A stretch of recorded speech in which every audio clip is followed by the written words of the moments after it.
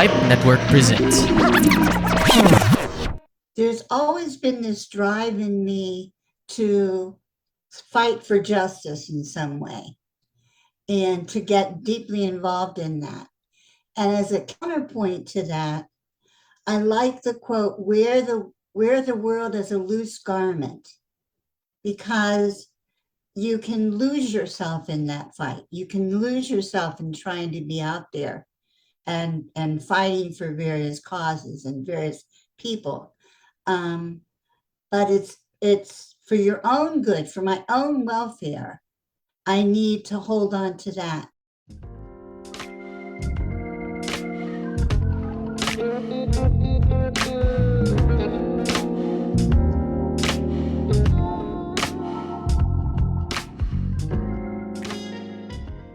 What's the scariest story you know? A book, a movie, a TV show? Or is it something that happened in real life? My name is Andrew. And I'm Nina. Come join us as we talk all things horror. The frightening, alarming, real-life tales show. Out wherever you're listening to right now. On behalf of my guest here in the Rajiv Show, we would like to wish you a very Merry Christmas and a Happy New Year.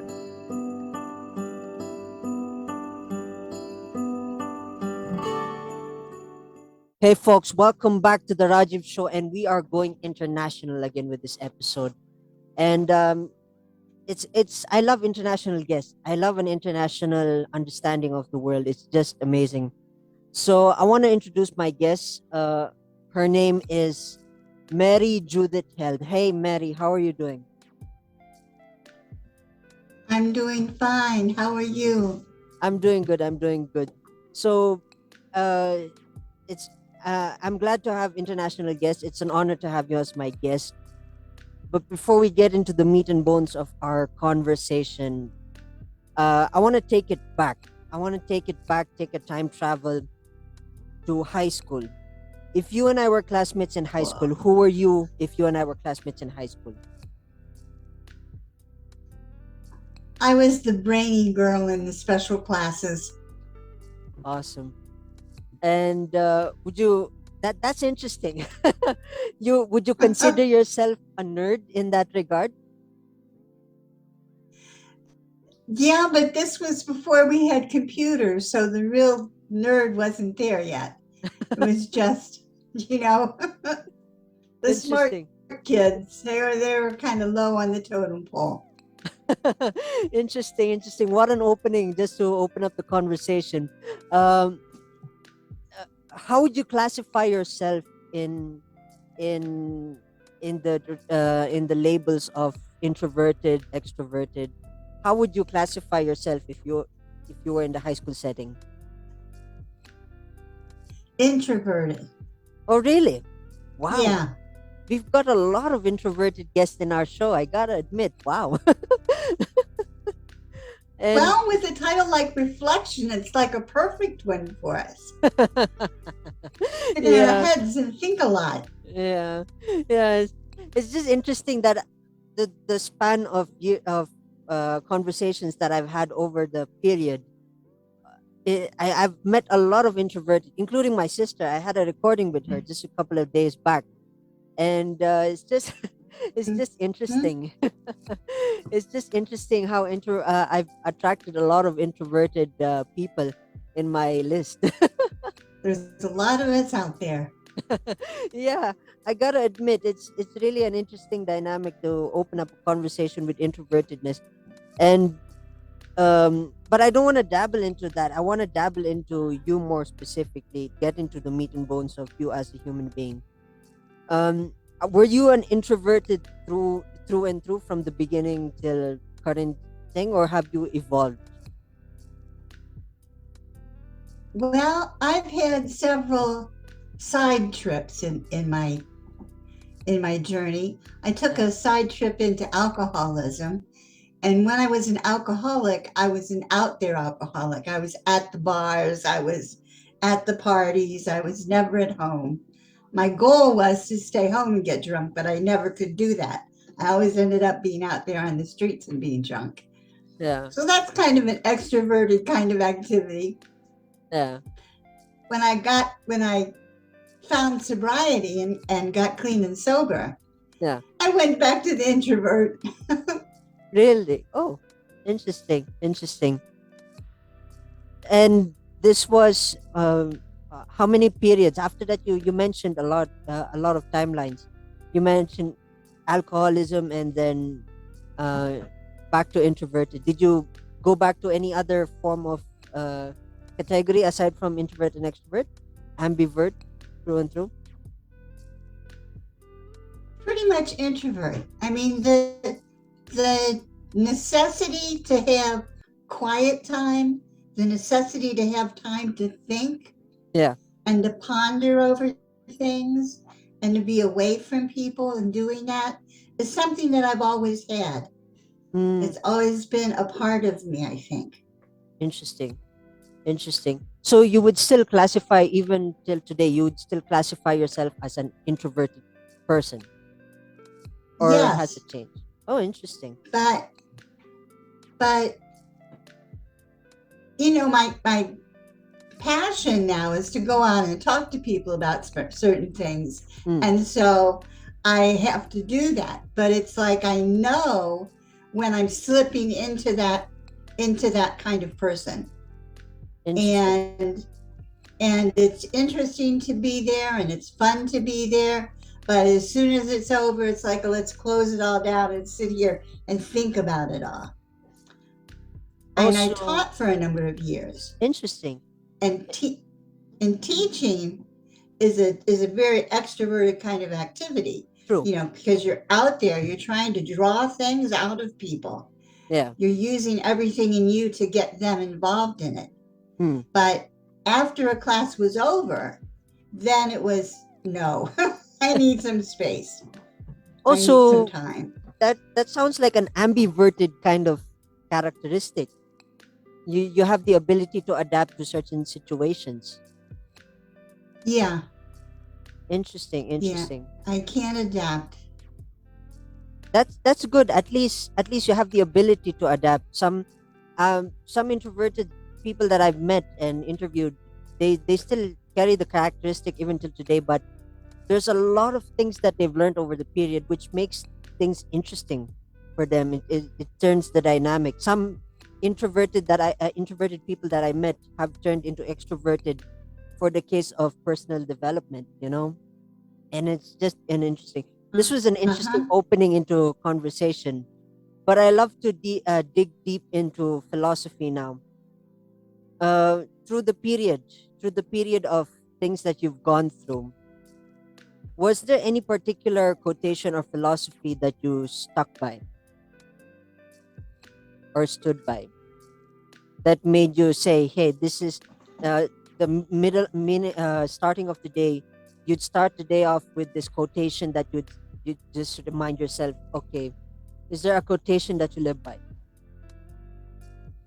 Okay, there's always been this drive in me to fight for justice in some way Okay. and to get deeply involved in that. And as a counterpoint to that, I like the quote, wear the world as a loose garment, because you can lose yourself in that fight. You can lose yourself in trying to be out there and fighting for various causes and various people. Yeah. Um, but it's for your own good, for my own welfare. I need to hold on to that. Another quote, it's kind of like the same thing, Hmm. is the world is too much with me. I believe that there's, the soul of a person, the spirit of a person Hmm. that is outside all of the things that go on around us.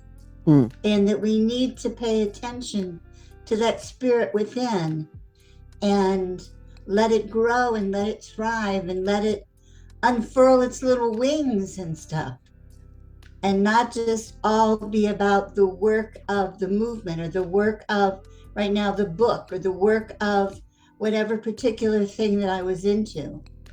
That I couldn't always be about the work, that I had to pull back from that and look at it differently. Hmm. Interesting. Interesting. We just deep dive from introverted and extrovertedness. Now we are into deep philosophy. I like your philosophy. And what caught my attention is let it grow and let it thrive. That's just something I'm gonna quote you on. I hope you don't mind. Oh, go right ahead. Yeah. So, aside from philosophy, I want to ask an interesting question that will make people think. Um, this question comes from the idea of alternative worlds, alternative realities. If there was a particular timeline in your life that you would change, a particular decision that you would have said, "Hey, I would have changed the, I would have changed." Is there a particular timeline that you would have gone through and said, "Hey, I wanted to, this would have changed my world. This would have changed me into a different reality." Well, I don't know if I could have avoided it, but the fall into alcoholism, if Hmm. that hadn't happened, then all kinds of other things could possibly have happened. Hmm. But my idea of myself and of the world was so skewed from trauma in my childhood and stuff Hmm. that the slip into alcoholism seemed inevitable. Hmm. I don't know what else I would have done. That came, and I'm lucky that I got out of it. And it was relatively early that I got out of it. And at this point, I've been sober 45 years, a very long time. Wow. But not being clean and sober when my career started, when I would have gone into a career path and began starting my life in that kind of way, would have been different. After that, it was always tinged with alcoholism. Yeah. And the choices, first I went into social work, then I went into teaching. I would have done those kinds of things. I might have done them at a higher level, Yeah. in a more managerial kind of sense rather than the level that I was in. Yeah. But I think I would have ended up in the same kinds of things. Yeah. When I had seizures for a while, I ended up, 30 years after I got sober, I started having seizures. And I was teaching at the time, and I let my long-term disability lapse when I stopped teaching because of them. Because I said, I don't want me to think that there's an option. I have to get these seizures stopped. Well, I ended up having them for 11 years. So that was a time when I was when I was broke a lot, when the kind of medical attention that was available for me was limited. And where I lived and the kind of life I lived was certainly a poverty-based thing rather than what would have been a lower middle class thing if I would have kept my disability. And that would have made a little different life. Yeah. And I think sometimes what it might have been like. But I love the life I have now. So, things would have been different, but who knows what I would have ended up at. I'm happy at the spot I ended up at. Interesting. Thinking of a title after listening to your story made me realize that there's a lot that makes it interesting. And I'm just gonna get this straight through. I really love this conversation because of how you've overcome alcoholism and overcoming difficulty. I don't know what title. I'm still thinking of a title that could signify this conversation because you're an interesting person. I gotta admit, you just struck me as an interesting conversationalist, and it's really interesting how you've overcome. And for me personally, I want to say I'm proud of you for that. I know we just met and it comes out awkward. I just want to give my genuine love and my respects to y- your ability, because there are a lot of people who continuously struggle and continuously develop habits that they're stuck in, and it's a loop, and it's and Mm-hmm. you know and this is the reason why I love conversations, because who knows, someone who's listening and who's going through the same thing may listen to this and say, hey, I might want to change life and make life interesting for me. And I gotta applaud you. I mean, you have my salutes. Yeah, I gotta applaud you for the strength and the ability to go through life like this. I want to highlight a little bit of saying, looking back at you mentioned alcoholism. I don't mean to pry over the topic. I just wanted to know, for for my understanding, I wanted to know what led you. What led you mentioned you had a tough time growing up. What led you to alcoholism? What direction? Because I'm just curious how it went. I want to bridge the gap of my curiosity from, you said, introverted to alcoholism. I'm just curious what led to that direction. What was the story behind that? I'm just curious. Well, I had some sexual abuse as a child that I didn't really deal with very well. I just kind of hid it in my head. It Yeah. wasn't my immediate family, it was outside of that. So I still had a safe place, but I took it all and I hid it in my head. And with it, I hid some pretty sad things about myself, Yeah. things I believed about myself.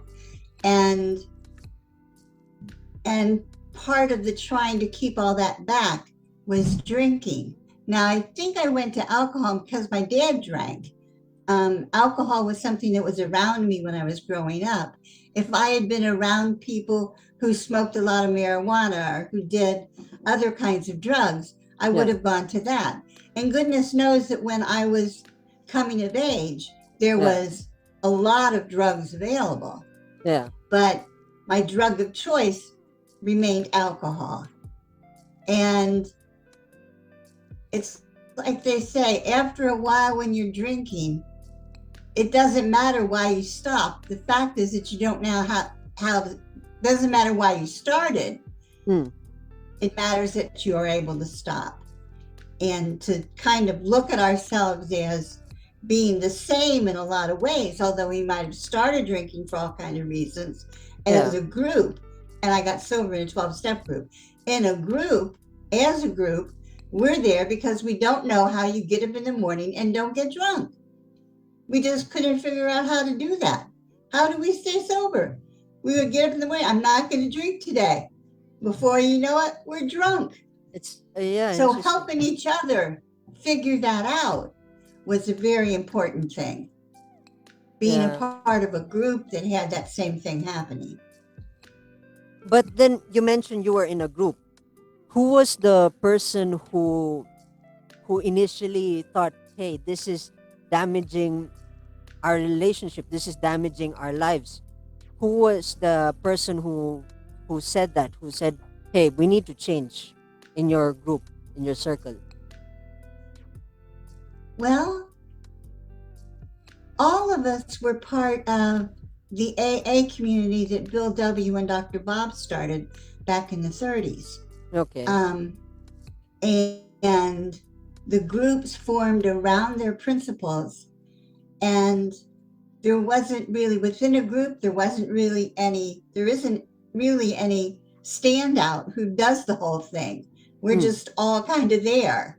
Some Yeah. of us might have more sobriety than others, but we're all equal in our fight. No, I mean, We're all only one drink from a drunk. I meant to say that in your circle of friends before you got into rehab, who was the person saying, "Hey, this is damaging our lives"? Was there a particular friend? Me, Oh, you were the person. me. Who- Ah, I was interesting. I was the first one to move out. Interesting. I was And the first are you one. still associated with the circle, or you've moved you've moved, Yeah, or they came along with you? I'm still associated with some of them. Some of them didn't come along. Um, but I'm still in the 12-step group in a larger sense. The 12-step groups, like if I move around, and I have moved to different places, I Yeah, find 12-step groups there and become part of them. And yeah. that becomes my group. So Interesting. there's lots of places to go. Once you've made the commitment to sobriety, once you've figured out, what you need to do to make it through those days without drinking, you Yeah, still you still need to be around other people who are still at that spot. You yeah. need to help each other do it. You need to help newcomers. You need to help people who've been there for a long time. We all still need help on our sobriety. Interesting. This is a powerful conversation. I gotta admit, this is. I hope people, our listeners out there, are listening and taking notes, because this is an interesting. It's an interesting conversation. I gotta admit. So, so after accepting change, I gotta ask. Well, you've mentioned you've been sober for a very very long time. How did it feel on the first year? Was there anything that made you, that tried to trick you to go back to drinking, or were there were there tiny Oh, moments? What was the first year, looking back? the first year, I held on to the program and to the people around me very closely, because it was during the first year and a half of sobriety that Hmm. my mother and then my brother died.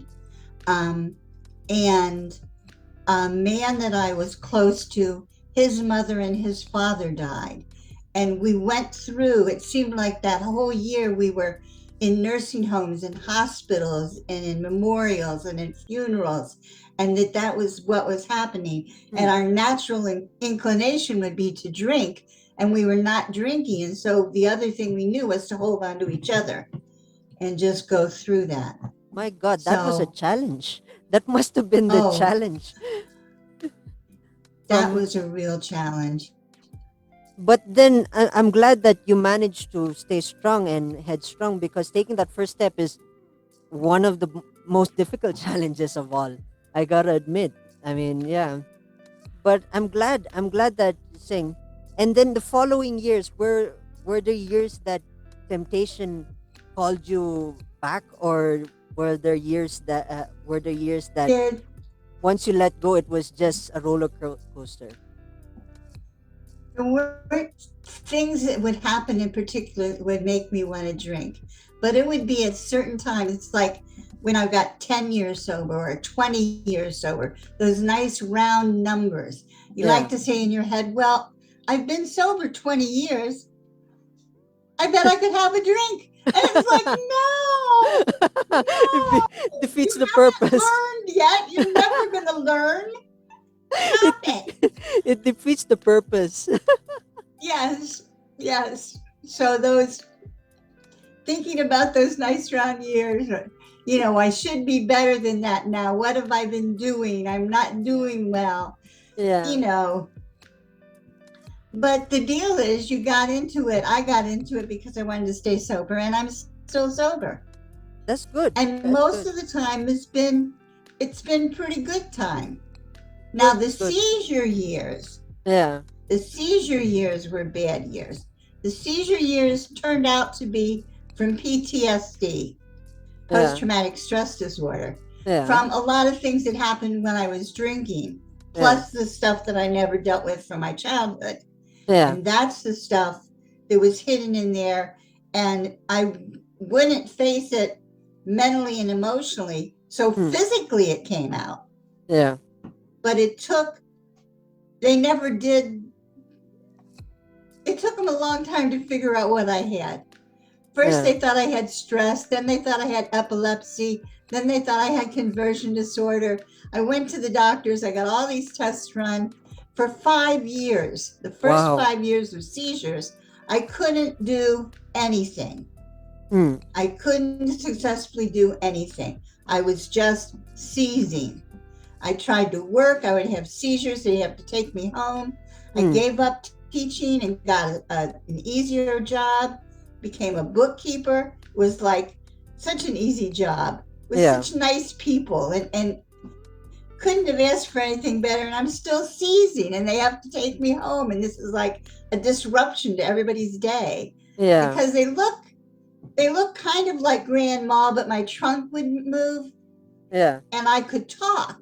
Yeah. I would talk and say, I'm going to be okay. Don't worry about it. But it would scare people to death because my arms and my legs would be flying around and my head would be flying around and my shoulders are going back and forth. And so finally I just stopped going anywhere. And that lasted, like I say, for about 5 years. Wow. And then wow, 5 years. Yeah, it was a long time. And I looked up at the end of those 5 years and I said, something better has to happen. This is not good. I am not having a good time with this life. So what I did, they had me on all kinds of drugs. I started weaning myself off the drugs because they just made me sleep and they made me sick and they weren't any good. And so I started weaning myself off. And I went to my psychiatrist and he did a blood draw. And he said, you don't have a therapeutic level of this drug in your system. You need to up the amount of drug you have in there. And I'm saying, well, I figured that since I was tired and sick, that I could slowly go off it. And he broke in and he said, now you have a choice. You can take it on your own, or we'll hospitalize you and make sure you get that drug. So here, psychiatrists are like the only ones that can just actually pick you up and throw you in the hospital. Your doctor might urge you to go there, but your psychiatrist can have the police take you and put you there. So this was a very scary statement on his part. So I said, oh, okay, well, I'll take the pill. And I left that one and I started looking around town to find a different psychiatrist, to find somebody else to go to. And when my appointments would come, I would say, oh, I forgot, I'll have to reschedule, whatever, until I got a new psychiatrist, got established with him. And the first time he knew I was leaving was when I requested my records to my new guy. So I ducked that one, it was scary. I did not want to be hospitalized and have to take even more of that drug. I did not want that to happen. And I managed it so that it didn't. It was very good. And then the next guy, we started on trying to figure out if I could figure out when I was going to have seizures. And we kind of did a little detective thing and we figured out how I could make sure that I'd have some time. And I started working about 9 hours a week and I'd go to like 3 meetings a week. And that was what I could do with my life. And it was such a joy after 5 years of not being able to do anything that I stuck with it for a long time. 6 years later, I'm still just at that. Wow, you are powerful. I gotta admit, you are powerful. This conversation just blows my mind. The amount of sheer powerful influence that you have and the power of being strong with yourself. It's just amazing to me. Listening to you and seeing you is it's a life-changing experience. I gotta admit. Before I cut this thing, I wanna ask. Of course, my listeners are blown away by your saying they would love to connect with you via social media. How would they find you on social media? Well, I wrote a book. It's called Unfreezing Trauma, My Private Journal of EMDR Recovery. I have a website, unfreezingtrauma.com, and there's a little thing there where you can get in touch with me. There's, I have a Facebook page, both as Mary J. Held and as Unfreezing Trauma. So you can get hold of me on Facebook. I haven't figured out how the other things work yet. So I'm doing the best I can. So that's what I've got. I've got a website, 2 Facebook pages. My email is just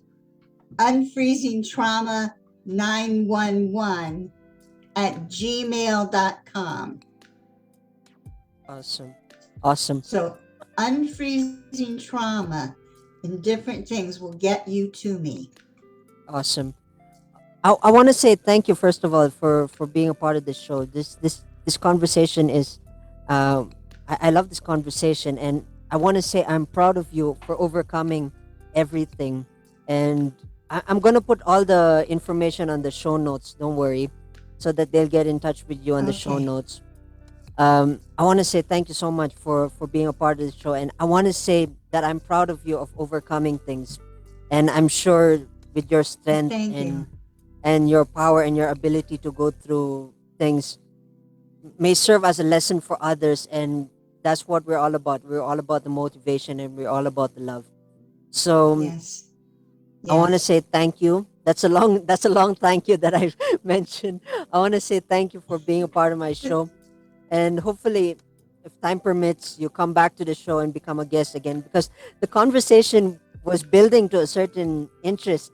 Suddenly Zoom had to cut us off. It's just sad, but I hope you come back and we talk Just more said. about, yeah, we talk more about, saying, dig deep into those tiny moments, because there's a lot to dissect in your story.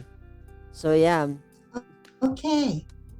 I I would want, love to come back. This has yeah, been great fun. yeah, I want to Very say thank you. interesting. I want to say thank you from the Uh, bottom of my heart. I'm proud of you and and overcoming everything, and I'm sure that you would still stay strong and not have that drink because no,